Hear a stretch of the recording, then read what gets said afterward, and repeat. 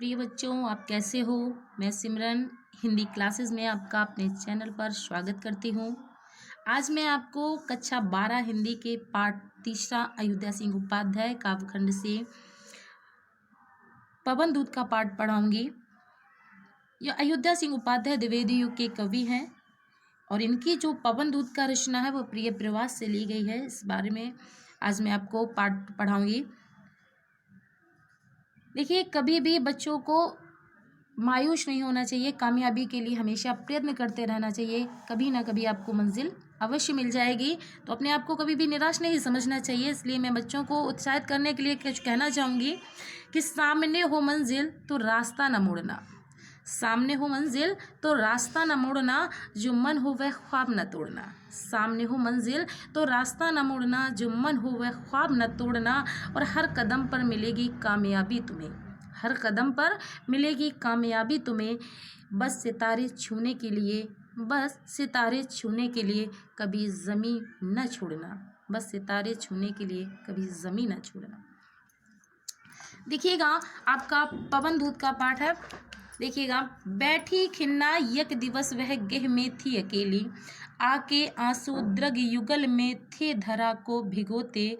आई धीरे इस सदन में पुष्प संदग्ध को ले, प्रातः वाली सुपवन इसी काल वातायनों से। खिन मीस होता है दुखी, यक माने एक, दिवस माने दिन, गेह माने घर में, द्रग युगल माने दोनों आंखों में, पृथ्वी को, धरा मीस होता है पृथ्वी, सदन मीस घर में, पुष्प संदग्ध मीस होता है खुशबू, सुपवन मीस होता है हवा, वातायन मीस होता है खिड़की, झरोखा या रोशनदान।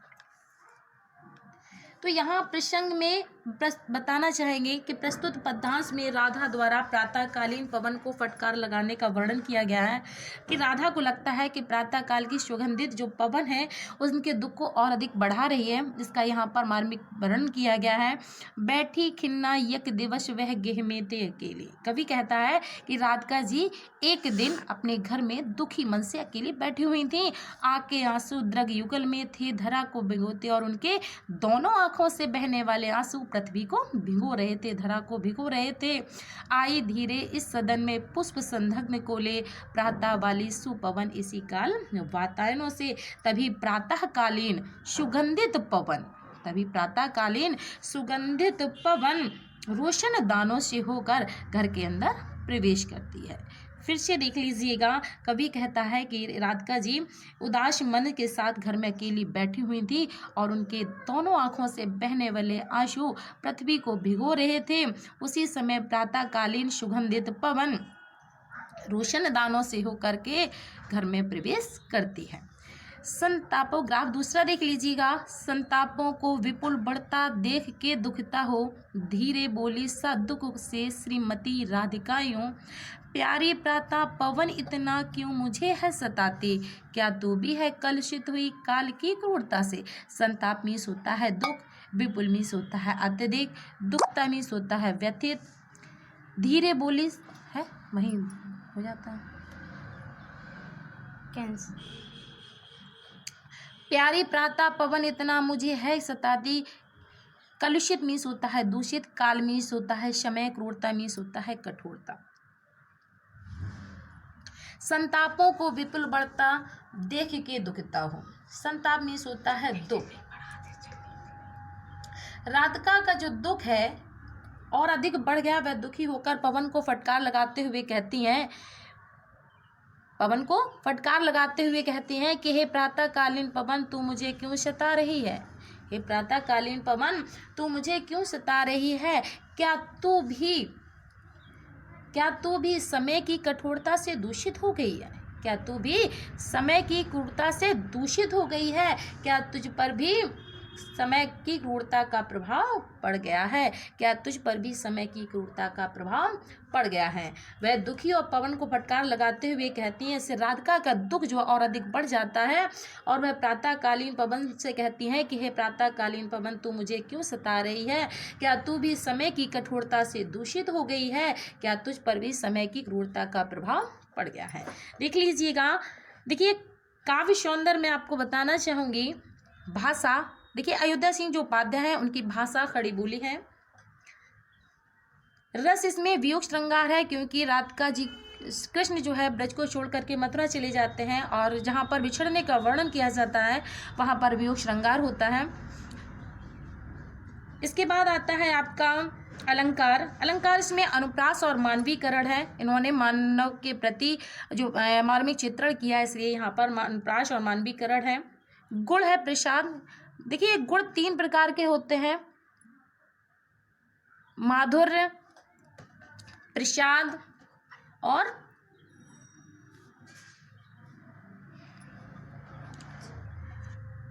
गुण 3 प्रकार के हैं, माधुर्य, प्रसाद और ओज।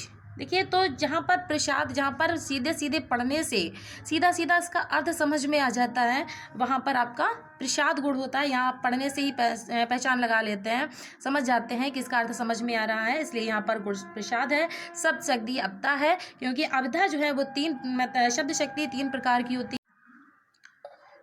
प्रिय बच्चों, आप कैसे हो? मैं सिमरन हिंदी क्लासेस में आपका अपने चैनल पर स्वागत करती हूँ।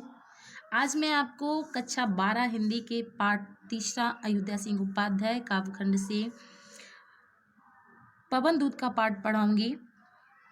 यह अयोध्या सिंह उपाध्याय द्विवेदी युग के कवि हैं और इनकी जो पवन दूत का रचना है वो प्रिय प्रवास से ली गई है। इस बारे में आज मैं आपको पाठ पढ़ाऊंगी।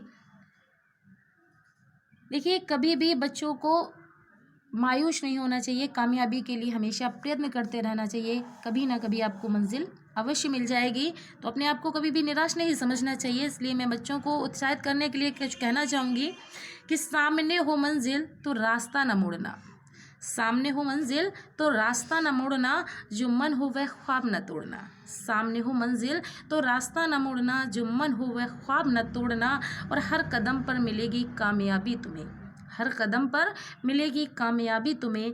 बस सितारे छूने के लिए, बस सितारे छूने के लिए कभी ज़मीं न छोड़ना, बस सितारे छूने के लिए कभी ज़मीं न छोड़ना। देखिएगा आपका पवन दूत का पाठ है। देखिएगा, बैठी खिन्ना यक दिवस वह गेह में थी अकेली, आके आंसू द्रग युगल में थे धरा को भिगोते, आई धीरे इस सदन में पुष्प संधग्न को ले, प्रातः वाली सुपवन इसी काल वातायनों से। खिन मीस होता है दुखी, यक माने एक, दिवस माने दिन, गेह माने घर में, द्रग युगल माने दोनों आंखों में, पृथ्वी को, धरा मीस होता है पृथ्वी, सदन मीस घर में, पुष्प संधग्न मीस होता है खुशबू, सुपवन मीस होता है हवा, वातायन मीस होता है खिड़की, झरोखा या रोशनदान। तो यहाँ प्रसंग में बताना चाहेंगे कि प्रस्तुत पद्यांश में राधा द्वारा प्रातःकालीन पवन को फटकार लगाने का वर्णन किया गया है कि राधा को लगता है कि प्रातःकाल की सुगंधित जो पवन है उनके दुख को और अधिक बढ़ा रही है। इसका यहाँ पर मार्मिक वर्णन किया गया है।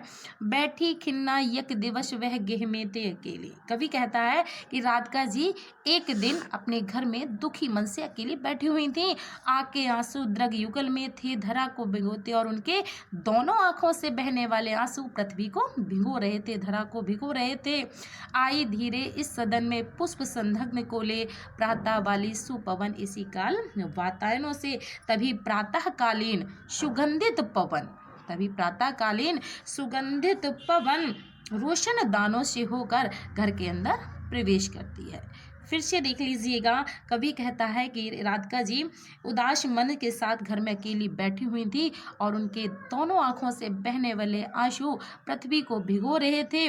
उसी समय प्रातःकालीन सुगंधित पवन रोशन दानों से होकर के घर में प्रवेश करती है। संतापों, ग्राफ दूसरा देख लीजिएगा। संतापों को विपुल बढ़ता देख के दुखता हो, धीरे बोली सा दुख से श्रीमती राधिकाओं, प्यारी प्रातः पवन इतना क्यों मुझे है सताते, क्या तू भी है कलुषित हुई काल की क्रूरता से। संताप मीस होता है दुख, विपुल मीस होता है अत्यधिक, दुखता मीस होता है व्यथित, धीरे बोली है वहीं हो जाता है कैंसर। प्यारी प्रातः पवन इतना मुझे है सताती, कलुषित मीस होता है दूषित, काल मीस होता है समय, क्रूरता मीस होता है कठोरता।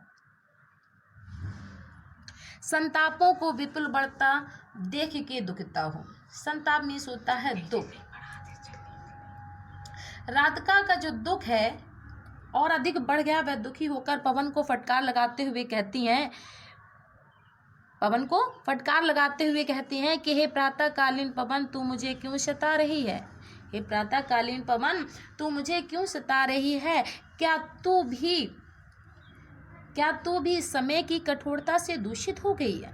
क्या तू भी समय की क्रूरता से दूषित हो गई है। क्या तुझ पर भी समय की क्रूरता का प्रभाव पड़ गया है। क्या तुझ पर भी समय की क्रूरता का प्रभाव पड़ गया है। वह दुखी और पवन को फटकार लगाते हुए कहती हैं। इससे राधिका का दुख जो और अधिक बढ़ जाता है और वह प्रातःकालीन पवन से कहती हैं कि हे प्रातःकालीन पवन, तू मुझे क्यों सता रही है। क्या तू भी समय की कठोरता से दूषित हो गई है। क्या तुझ पर भी समय की क्रूरता का प्रभाव पड़ गया है। देख लीजिएगा, देखिए काव्य सौंदर्य में आपको बताना चाहूँगी। भाषा देखिए, अयोध्या सिंह जो उपाध्याय हैं उनकी भाषा खड़ी बोली है। रस इसमें वियोग श्रृंगार है, क्योंकि राधिका जी कृष्ण जो है ब्रज को छोड़ करके मथुरा चले जाते हैं और जहाँ पर बिछड़ने का वर्णन किया जाता है वहाँ पर वियोग श्रृंगार होता है। इसके बाद आता है आपका अलंकार। अलंकार इसमें अनुप्रास और मानवीकरण है। इन्होंने मानव के प्रति जो मार्मिक चित्रण किया है, इसलिए यहाँ पर अनुप्रास और मानवीकरण है। गुण है प्रसाद। देखिए गुण 3 प्रकार के होते हैं, माधुर्य, प्रसाद और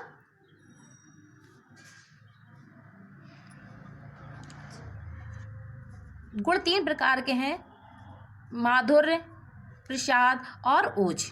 देखिए तो जहाँ पर प्रसाद, जहाँ पर सीधे सीधे पढ़ने से सीधा सीधा इसका अर्थ समझ में आ जाता है, वहाँ पर आपका प्रसाद गुण होता है। यहाँ पढ़ने से ही पहचान लगा लेते हैं, समझ जाते हैं कि इसका अर्थ समझ में आ रहा है, इसलिए यहाँ पर गुण प्रसाद है। शब्द शक्ति अवधा है, क्योंकि अवधा जो है वो 3 शब्द शक्ति 3 प्रकार की होती है।